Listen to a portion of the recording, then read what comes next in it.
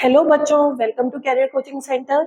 बच्चों, आप जैसे ही क्लास 11th में आते हैं और अगर आपने पीसीएम या पीसीबी लिया है तो आपको एक अलग सी टेंशन, जरूर प्रेशर फील होता होगा कि अब हम किस तरीके से केमिस्ट्री पढ़ेंगे। सारे ये 3 सब्जेक्ट्स आपके मेन सब्जेक्ट्स हो जाते हैं और एकदम लेवल भी बहुत ज्यादा इंक्रीज होता है। केमिस्ट्री के लिए मैं आपकी प्रॉब्लम्स का सॉल्यूशन लेकर आई हूँ। केमिस्ट्री, अगर आप इस चैनल को सब्सक्राइब करेंगे बच्चों और हमारी वीडियोस को फॉलो करेंगे तो आपको केमिस्ट्री बहुत अच्छे से पढ़ने को मिलेगी। आपके सारे बेसिक कंसेप्ट स्टार्टिंग से ही क्लियर होते जाएंगे और हमारे चैनल पे आपको नीट और जेई के पीवाईक्यूज भी मिलेंगे और बहुत सारे इंपॉर्टेंट टॉपिक्स की शॉर्ट वीडियोस मिलेगी जिसमें आपको बहुत ज्यादा 1-1, 2-2 घंटे तक का टाइम नहीं लगाना है। आप शॉर्ट वीडियोस को देखकर अपने कंसेप्ट्स को क्लियर कर सकते हैं, क्वेश्चंस की प्रैक्टिस कर सकते हैं और जब आपके एग्जाम्स आते हैं तो आप रिवीजन भी कर सकते हैं। तो आज मैं क्लास 11th का बिल्कुल स्टार्टिंग के चैप्टर्स में से एक बहुत ही इंपॉर्टेंट टॉपिक उठाती हूँ। सेकेंड चैप्टर है आप लोगों का बच्चों एटॉमिक स्ट्रक्चर।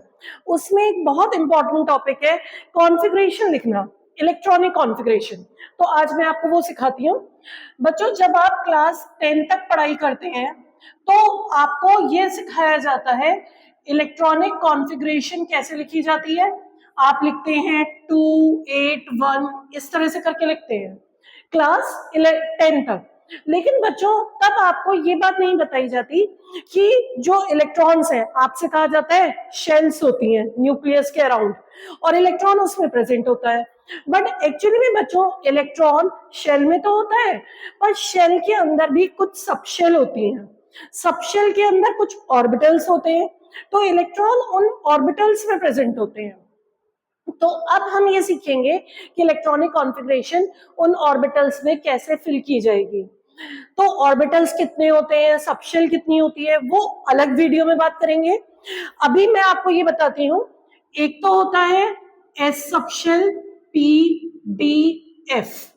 4 सबशेल्स होती हैं एस, पी, डी, एफ। ठीक है।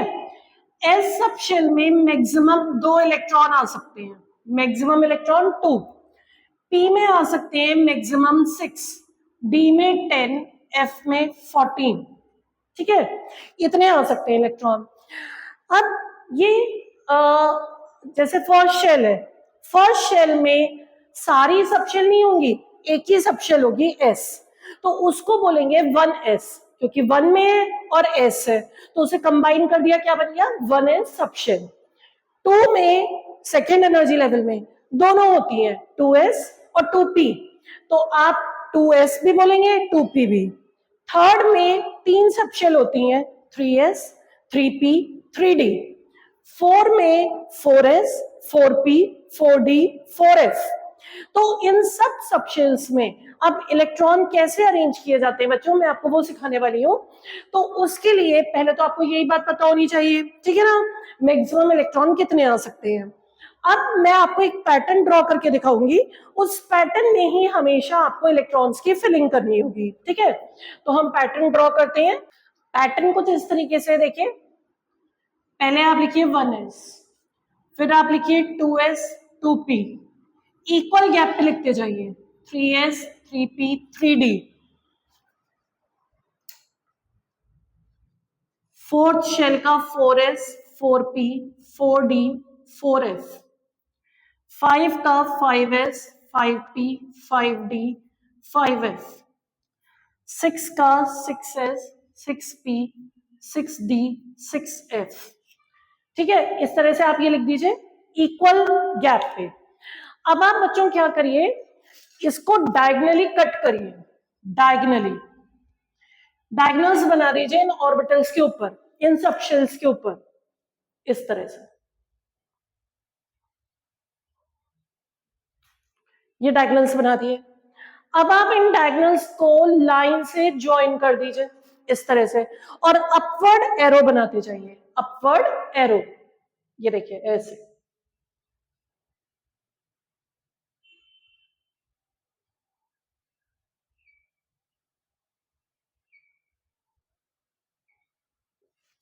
ठीक है, बना दिया।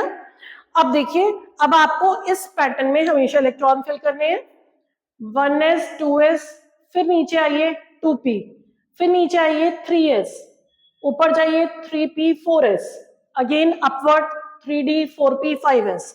तो हमेशा इलेक्ट्रॉन पहले आप कहां डालना शुरू करेंगे, 1s, 2s, 2p 3s, 3p 4s, 3d 4p 5s।